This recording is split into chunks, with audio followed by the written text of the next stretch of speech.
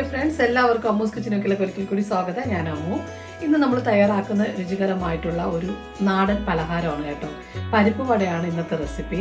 പരിപ്പ് വട ഇഷ്ടമല്ലാത്ത ആരുമില്ല. അപ്പോൾ നമ്മുടെ നാട്ടിൽ ചായക്കടയിലൊക്കെ 4 മണിക്ക് കിട്ടുന്ന, അതുപോലെ നമ്മുടെ വീട്ടിലാണെങ്കിലും നമുക്ക് 4 മണിക്ക് ചായയുടെ കൂടെയൊക്കെ കഴിക്കാൻ പറ്റുന്ന രുചികരമായിട്ടുള്ള പരിപ്പ് വടയുടെ റെസിപ്പിയുമായിട്ടാണ് ഞാൻ വന്നിരിക്കുന്നത്. അപ്പോൾ നമുക്ക് നോക്കിയാലോ എങ്ങനെയാണ് ഈ നാടൻ രീതിയിലുള്ള പരിപ്പ് വട തയ്യാറാക്കുന്നത്.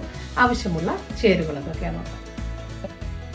അപ്പോൾ നമ്മുടെ ഈ പരിപ്പ് വട തയ്യാറാക്കാനായിട്ട് ഞാനിപ്പോൾ കടലപ്പരിപ്പ് എടുത്തിരിക്കുന്നത്.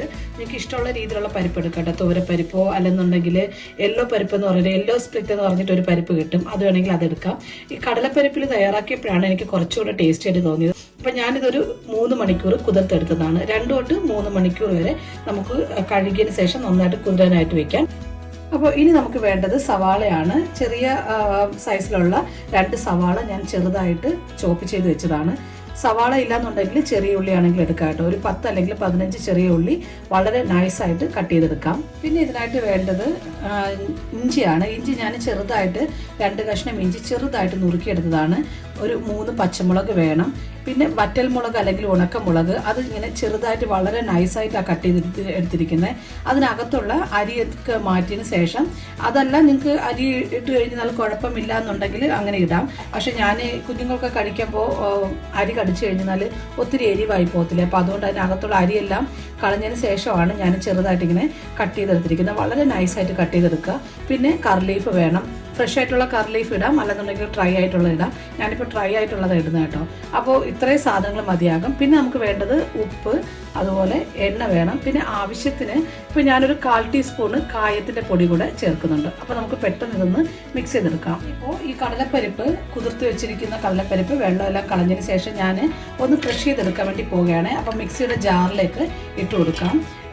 അതിനുശേഷം ക്രഷ് ചെയ്തെടുക്കുമ്പോൾ ഒരുപാട് പേസ്റ്റായിട്ട് അരഞ്ഞു പോകരുത്. എന്നിരുന്നാൽ അറിയാമായിരിക്കുമല്ലോ, പരിപ്പ് ഇങ്ങനെ ചെറുതായിട്ട് കടിക്കണം. അപ്പോൾ അതുകൊണ്ട് അതേ രീതിയിൽ വേണം ഒന്ന് ക്രഷ് ചെയ്തെടുക്കാനായിട്ട്. ഇപ്പോൾ ഞാൻ 2 പ്രാവശ്യമായിട്ടാണ് ക്രഷ് ചെയ്തെടുക്കുന്നത്. ഇപ്പം മുഴുവനായിട്ട് നമ്മളിതൊന്ന് ക്രഷ് ചെയ്തെടുത്തു. അപ്പോൾ ബാക്കിയിരിക്കുന്ന നമ്മുടെ ചേരുവകളൊക്കെ ചേർത്ത് കൊടുക്കാം. അപ്പോൾ ഞാൻ ഇപ്പോൾ എടുത്തിരിക്കുന്ന 2 ചെറിയ സവാള ചോപ്പ് ചെയ്തതാണ്.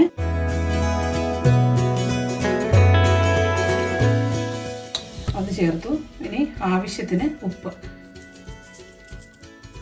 ഇനിയിപ്പോൾ ഒരു 1/4 ടീസ്പൂണ് കായത്തിൻ്റെ പൊടി. ഇതെല്ലാം കൂടെ ചേർത്തിട്ട് കൈകൊണ്ട് നന്നായിട്ട് തിരുമ്മിയെടുക്കാം. ഇപ്പോൾ ഞാൻ കൈകൊണ്ട് നന്നായിട്ട് എല്ലാം കൂടെ മിക്സ് ചെയ്ത് വെച്ചിട്ടുണ്ട്. ഉപ്പെല്ലാം കറക്റ്റാണ്. അതുപോലെ കായത്തിൻ്റെ പൊടിയുടെ അളവെല്ലാം കറക്റ്റായിരുന്നു. കായത്തിൻ്റെ അല്പം ഒരു മണം നിന്നാൽ മതിയാകും. അതുപോലെ ഒരു ടേസ്റ്റും കൂടെ നമുക്ക് കിട്ടും. അപ്പോൾ ഇതെല്ലാം കൂടെ ചേർത്തിട്ട് നന്നായിട്ട് മിക്സ് ചെയ്ത് വെച്ചു. ഇനിയിപ്പോൾ കയ്യിൽ ഇതുപോലെ ഒരല്പം ഓയിൽ തേച്ചതിന് ശേഷം നമുക്ക് ഉണ്ടകളാക്കി പരത്തിയെടുക്കാം. ഇതുപോലെ നമുക്കൊന്ന് പരത്തിയെടുത്തതിന് ശേഷം നമുക്കിതൊന്ന് ഫ്രൈ ചെയ്തെടുക്കാം.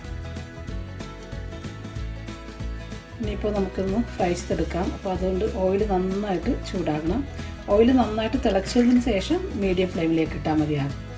ഇപ്പോൾ ഓയിൽ ചൂടായി നമുക്ക് ഓരോ പരിപ്പോടായിട്ട് ഇങ്ങനെ ഒന്ന് ഇട്ട് കൊടുക്കാം. ഓരോന്നായിട്ടിട്ട് തിരിച്ച് മറിച്ച് ഇട്ട് ഫ്രൈ ചെയ്തെടുക്കാം. അപ്പോൾ മീഡിയം ഫ്ലെയിമിൽ ഇട്ടതിന് ശേഷം നമുക്ക് തിരിച്ച് മറിച്ചിട്ടിട്ട് വേണം ഫ്രൈ ചെയ്തെടുക്കാനായിട്ട്.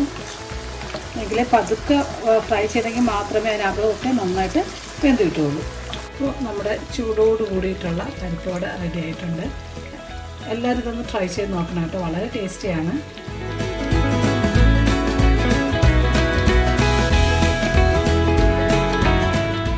അപ്പോൾ ഫ്രണ്ട്സ്, കണ്ടുപോലെ എത്ര പെട്ടെന്നാണ് രുചികരമായിട്ടുള്ള ഒരു നാടൻ രീതിയിലുള്ള ഒരു പരിപ്പ് വട നമ്മൾ തയ്യാറാക്കിയത്. എല്ലാവരും ഇതൊന്ന് ട്രൈ ചെയ്ത് നോക്കുക. തീർച്ചയായിട്ടും നിങ്ങൾക്ക് എല്ലാവർക്കും ഇഷ്ടമാകും. നിങ്ങൾക്ക് ഈ വീഡിയോ ഇഷ്ടമായെങ്കിൽ എൻ്റെ ചാനൽ സബ്സ്ക്രൈബ് ചെയ്യാനും ലൈക്കും ഷെയറും ചെയ്യാനും മറക്കരുത്. മനോഹരമായ മറ്റൊരു റെസിപ്പിയുമായി കാണുന്നതിന് എല്ലാവർക്കും താങ്ക് യു സോ മച്ച്.